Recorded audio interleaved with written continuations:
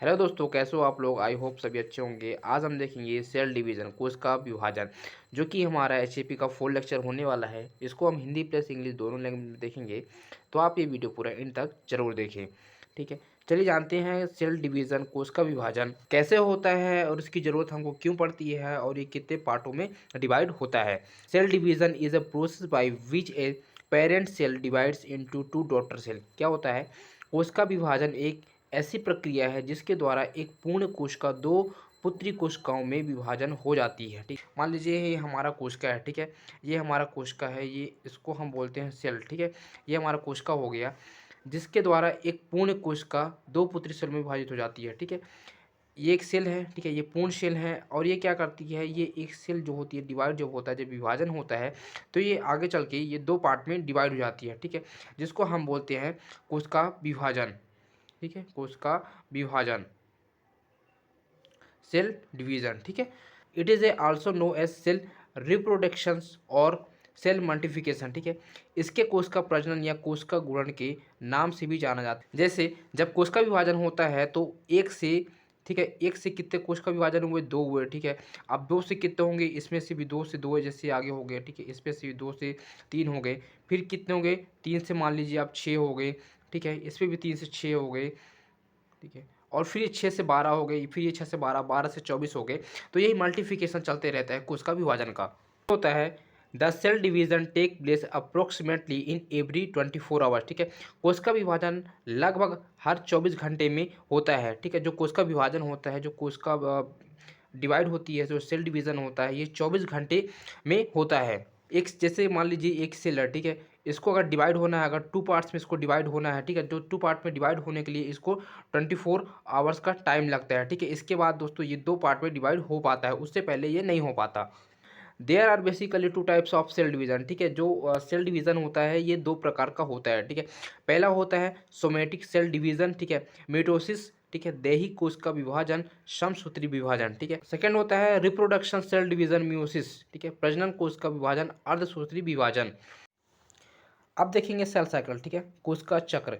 कोशिका चक्र क्या होता है? ये दोस्तों सेल डिवीज़न ही होता है। अक्सर देखा गया है, कई बार होता है कि सेल डिवीज़न ना देकर एग्ज़ाम वालों ने क्या करते हैं, सेल साइकिल के नाम से पूछते हैं। ठीक है, तो आपको कन्फ्यूज़ नहीं होना है। अगर सेल साइकिल के नाम से आता है तो आपको सेल डिवीज़न का ही पूरा डेफिनेशन वगैरह पूरा आपको वही लिखना है। ठीक है, during the division of cell DNA replication and cell cycle is the sequence of events और changes that take place during the division of cell into daughter cell. ठीक है, कोशिका विभाजन के दौरान डीएनए प्रतिलिपि और कोशिका चक्र उन घटनाओं या परिवर्तनों का क्रम है जो कोशिका के पुत्री कोशिकाओं से विभाजित के दौरान घटित होता है। क्या जब एक पूर्ण कोशिका होती है, ठीक है, सेल होता है, जब एक से दो में होता है और दो से तीन में और तीन से चार में, या चार से 12 में, 12 से 15 से, ठीक है, जब ये प्रोसेस चलता है तो इसको डॉटर ऑफ सेल कहते हैं। और विभाजन से पहले कोशिका अपने जो डीएनए होती है, डीएनए की एक प्रतिलिपि बनाती है। ठीक है, मतलब अपना एक कॉपी बनाती है, प्रतिलिपि बनाती है, ताकि जो प्रत्येक नई कोशिका हो जेनेटिक मटेरियल का एक पूरा सेट मिल सके। ठीक है, जैसे आंखों का रंग सेम होना। ठीक है, उसका कद, जो उसका हाइट होता है वो सेम होना। अब देखेंगे नीड ऑफ सेल डिवीजन। ठीक है, आखिरकार हमको ज़रूरत क्यों है सेल को विभाजन के लिए। पहला होता है फॉर ग्रोथ ऑफ ऑर्गेनिज। ठीक है, जीव का पूर्ण विकास के लिए हमको ज़रूरत होती है सेल। फिर होता है to replace old dead and injury cell. जब हमको लग जाती है, जब हमको इंजरी हो जाती है, ठीक है, जो वहाँ का जो सेल होता है वो डेड हो जाता है, तो उसको रिप्लेस करने के लिए होती है। ठीक है, पुराने मृत और घायल कोशिका को बदलने के लिए। फिर होता है फॉर गैमेट फॉर्मेशन, युग निर्माण के लिए। ठीक है, ये ओवम के लिए होता है। Phase of cell division, cell cycle. ठीक है, सेल साइकिल के दोस्तों अब फेस के बारे में हम पढ़ेंगे। A cycle, a cell cycle और cell division involve two basic phase. ठीक है, इसको दो फेस होते हैं। पहला होता है इंटरफेस, दूसरा होता है एम फेस। अब देखते हैं इंटरफेस। ठीक है, it is the longest phase of cell division and takes almost 23 hours, means 95% times of the cell division. ठीक है, ये कोशिका विभाजन का सबसे लंबा चरण होता है, जो इंटरफेस होता है। ठीक है, ये कोशिका विभाजन का सबसे लंबा चरण होता है, लगभग 23 घंटे लगते हैं। ठीक है, विभाजन के लिए इंटरफेस को, यानी कि कोशिका विभाजन का 95% समय इसमें लगता है। फिर होता है it is basically the preparation phase of cell division. यह मूलतः कोशिका विभाजन की तैयारी का चरण होता है। ठीक है, जो इंटरफेस होता है बेसिकली प्रिपरेशन फेस होता है। ठीक है, सेल डिवीजन का। फिर होता है इट कंसिस्ट ऑफ 3 फेज, ठीक है। इसमें 3 चरण होते हैं। पहला होता है G1 फेज, सेकंड होता है S फेज, थर्ड होता है G2 फेज। G1 फेज, ठीक है, it is simply known as first growth phase. इसे प्रथम विकास चरण के रूप से जाना जाता है। जो G1 फेज होता है, ठीक है, इसको हम ग्रोथ फेज के नाम से जानते हैं। फिर होता है in this phase cell is metabolically very active and replicate most of its cell organelles expect DNA, ठीक है। इस अवस्था में जो कोशिका होती है, ठीक है, चयापचय मेटाबॉलिकली की दृष्टि से बहुत सक्रिय होती है, बहुत ही ज़्यादा एक्टिव होती है। और जो डीएनए होती है, डीएनए को छोड़कर अपने अधिकांश कोशिकाओं की प्रकृति को, डीएनए को छोड़कर दोस्तों ये अपना खुद का एक कोशिका बना, एक कोशिका से दोस्तों ये कई सारी मल्टीप्लिकेशन कोशिका बनाती हैं। जीवन चरण 8 से 10 घंटे तक चलता है, जो कि जीवन का प्रोसेस जो होता है वो 8 से 10 घंटे का होता है, ठीक है। अब देखते हैं एस फेज, ठीक है, एस चरण। It is known as synthesis phase होते हैं, ठीक है। सिंथेसिस एस फेज को सिंथेसिस फेज कहते हैं। इसे संश्लेषण चरण के रूप से भी जाना जाता है। It is the internal between G1 and G2 phase, ठीक है। ये G1 और G2 शुक्लों के बीच का अंतर है, ठीक है। जैसे मैं आपको बताया G1 एंड जो G2 होती है, ठीक है, उसके बीच में S फेज होता है। तो वही जो G1 और G2 के जो बीच का अंतर होता है वो S फेज होता है। फिर होती है during cell phase makes an inter copy replicate its DNA and centrosomes. कोशिकावस्था के दौरान यह अपनी डीएनए और सेंट्रोसोम की पूरी प्रतिलिपि बनाती है। एस फेस होता है, इस चरण के न्यूनतम लगभग 8 घंटे के लिए होता है। G2 phase it is termed as second growth phase, ठीक है। पहला होता है G1 फेज होता है, ये हमारा G2 जो होते हैं ये सेकेंड ग्रोथ फेज होता है। इसे द्वितीयक विकास चरण कहा जाता है, ठीक है। फिर होता है during this phase cell growth continues enzyme and other proteins are synthesised. इस चरण के दौरान कोशिका वृद्धि के दौरान लगातार एंजाइम, अन्य प्रोटीन और संश्लेषण होता रहता है। जो G2 फेस होता है, ठीक है, इसके दौरान क्या होता है, इस चरण के दौरान जब कोशिका की जब वृद्धि होती है, ठीक है, वृद्धि के दौरान ये लगातार एंजाइम और प्रोटीन का संश्लेषण होते रहता है। G2 चरण 4 से 6 घंटे तक चलता है, ठीक है। आप ये डायग्राम को मैं लास्ट में बताऊंगा तो आपको और अच्छे से समझ में आएगा। उसके बाद देखेंगे हम M phase. It is the final phase of cell division, ठीक है। एम फेज जो होता है ये हमारा फाइनल फेज होता है सेल डिवीजन का। ये कोशिका विभाजन का अंतिम चरण है। It is also of 2 types होता है, ठीक है। एम फेज के अंदर 2 टाइप्स होती हैं। ये पहला होता है माइटोसिस और दूसरा होता है म्यूसिस, ठीक है। समसूत्री विभाजन और होता है अर्धसूत्री विभाजन। अब देखेंगे माइटोसिस, ठीक है, somatic cell division. Somatic cell division और mitosis the types of cell division the daughter cell produced are external similar to parent cell having some number of chromosomes as the parent cell। कायिका कोशिका विभाजन यह समसूत्री विभाजन एक प्रकार का कोशिका विभाजन है जिसमें उत्पन्न पुत्री कोशिका वर्तमान कोशिका के बिल्कुल समान होती है और इसमें गुणसूत्र की संख्या वर्तमान कोशिका के लगभग बराबर होती है। क्या होता है, जो सोमेटिक सेल डिवीजन होता है और माइटोसिस सेल डिवीजन होता है, ठीक है। जो माइटोसिस और जो सोमेटिक्स होगी, ठीक है, इन दोनों में से दोस्तों जो एक जो सेल होगी, ठीक है, जो सेल विभाजित होगी, मान लीजिए जैसे माइटोसिस हो गया एक ही सेल हो गया, सोमेटिक एक सेल हो गया, ठीक है। अब इसके बाद जैसे ये दोनों अगर डिवाइड होंगी, ठीक है, अगर ये विभाजित होंगी, ठीक है, और जो विभाजित से जो सेल निकलेंगी इसको हम डॉटर ऑफ सेल बोलेंगे, ठीक है। या फिर इससे हो सकती है या फिर इससे हो सकती है, पर जिससे भी अगर जो सेल का जो डिवीजन होगा, विभाजित होगा, ठीक है, उसको हम डॉटर ऑफ सेल बोलेंगे, ठीक है। उसमें गुणसूत्र की संख्या वर्तमान कोशिका के लगभग बराबर होगी, ठीक है। और जो गुणसूत्र की संख्या होगी, ठीक है, जो रिप्रोडक्शन की जो संख्या होगी वो पहले वाली कोशिका और जो अभी वाली जो कोशिका होगी, जो डॉटर ऑफ सेल होगा, ठीक है, लगभग ये दोनों समान होंगी। This occurs in the whole body except germ cell and neuron cell, ठीक है। जो जनन कोशिका और तंत्रिका कोशिकाओं को छोड़कर शरीर की सभी कोशिकाओं में समसूत्री विभाजन होता है, ठीक है। जो हमारा रिप्रोडक्शन होती है, ठीक है, जो जनन कोशिका होती है और जो तंत्रिका कोशिका होती है जो कि हमारा न्यूरॉन होता है जो कि ब्रेन में पाया जाता है, ठीक है, सिर्फ ये दोनों को छोड़कर और जितनी भी कोशिका होती है शरीर में, ठीक है, जितनी भी सेल होती हैं इसका समसूत्री विभाजन होता है, ठीक है। लेकिन जनन कोशिका और तंत्रिका कोशिकाओं का विभाजन नहीं होता है। इसका मतलब है एक कोशिका से दो कोशिका से 4 कोशिका। फिर होता है it is also known as equational division, ठीक है। ये क्या होती है, इक्विलेशन डिवीजन होता है 1 से 2, 2 से 4, 4 से 6, 6 से 8, ये इक्वेशन डिवीजन होता है। फिर होगी mitosis occurs in two stage होते हैं, ठीक है। माइटोसिस के 2 स्टेज होते हैं। पहला होता है समसूत्री विभाजन, ठीक है, 2 चरण होते हैं। पहला होता है कैरियोकाइनेसिस, ठीक है, फिर होती है साइटोकाइनेसिस। अगर हम डिटेल में देखें कार्योकाइनेसिस क्या होती है, it is the process of nuclear division. ये नाभिकीय विभाजन की प्रक्रिया है।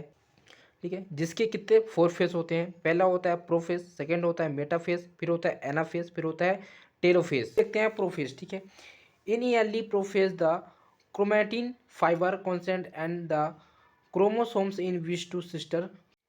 अब देखते हैं prophase. In early prophase the chromatin fibre condense and from chromosomes in which two sister of chromatids together at centromere. प्रारंभिक प्रोफेज में क्रोमैटिन फाइबर संघित हो जाता है और गुणसूत्र में सिस्टर क्रोमेटिड्स सेंट्रोमियर पर एक साथ जुड़ जाते हैं।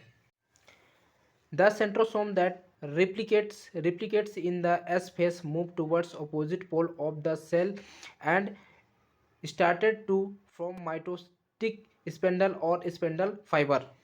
एस चरण में प्रतिकृति करने वाले सेंट्रोसोम्स कोशिका के विपरीत ध्रुवों की ओर बढ़ते हैं और माइटोटिक स्पेंडल का स्पेंडल फाइबर बनाना शुरू करते हैं।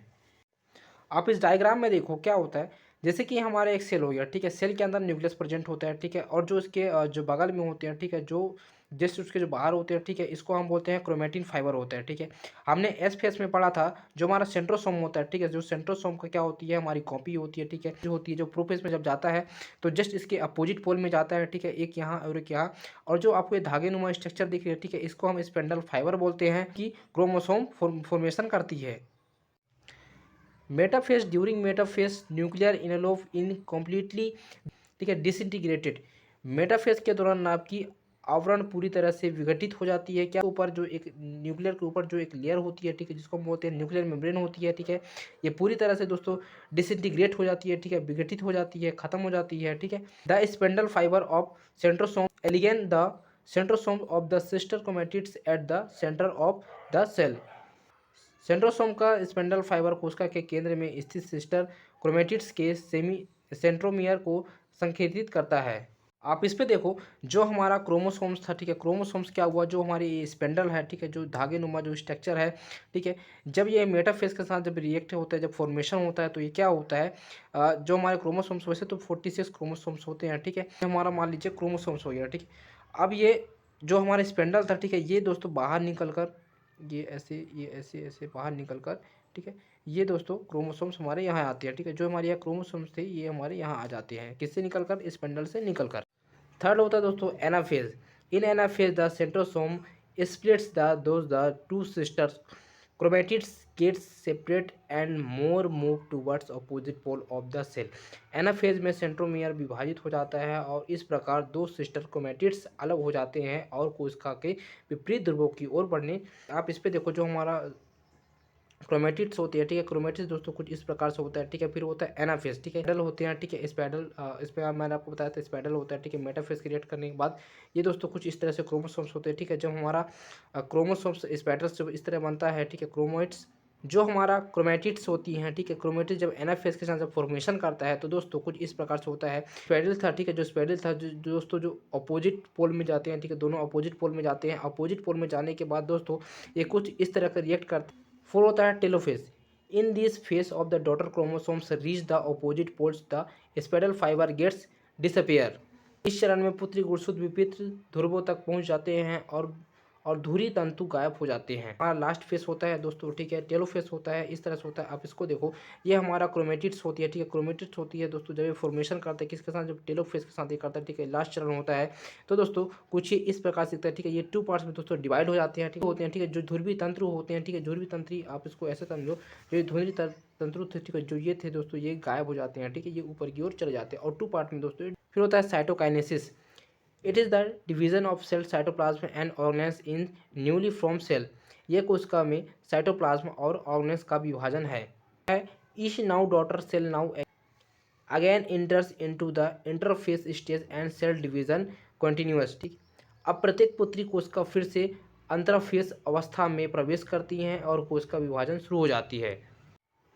आप साइटोकाइनेसिस को कैसे समझो, पहला होता है क्रोमोसोम्स होता है। ठीक है, कुछ इस तरह का स्ट्रक्चर होता है, इसके साथ रिएक्ट करता है, फॉर्मेशन करता है। ठीक है, फिर सिस्टर क्रोमेटिड्स बनता है। ठीक है, फिर मेटाफेज के साथ करेगा, मेटाफेज के साथ जब फॉर्मेशन करेगा फिर बनेगा सेंट्रोसोम्स बनेगा। ठीक है, फिर दोस्तों टेलोफेज के साथ जब रिएक्शन करेगा, टेलोफेज के साथ तो दोस्तों सेल डिवीजन बनेगा और टेलोफेज के बाद दोस्तों एक न्यू सेल का निर्माण होगा और टूटने के बाद। अब देखेंगे म्यूसिस रिप्रोडक्टिव सेल डिवीजन, ठीक है। म्यूसिस प्रजनन कोश का विभाजन। Reproductive cell division of meiosis is the types of cell division where the daughter cell receive only half chromosomes. और कोशिका विभाजन का अर्धसूत्री विभाजन एक प्रकार का कोशिका विभाजन है जिसमें पुत्री कोशिका को केवल जनक कोशिका के गुणसूत्र प्राप्त होता है म्यूसिस ओकर इन जर्म सेल, ठीक है, सेक्स सेल, रिप्रोडक्टिव सेल, ठीक है, male testis and female ovary, ठीक है, to form gametes sperm and ovum, ठीक है। नर जननांगों वृषण और मादा जननांगों, ठीक है, अंडाशय में पाए जाने वाली जनन कोशिका, ठीक है, फिर लैंगिक कोशिका, ठीक है, और प्रजनन कोशिका, और अर्धसूत्री विभाजन होता है, ठीक है। ये सबका दोस्तों अर्धसूत्री विभाजन होता है जिससे शुक्राणु और अंडाणु होता है, ठीक है।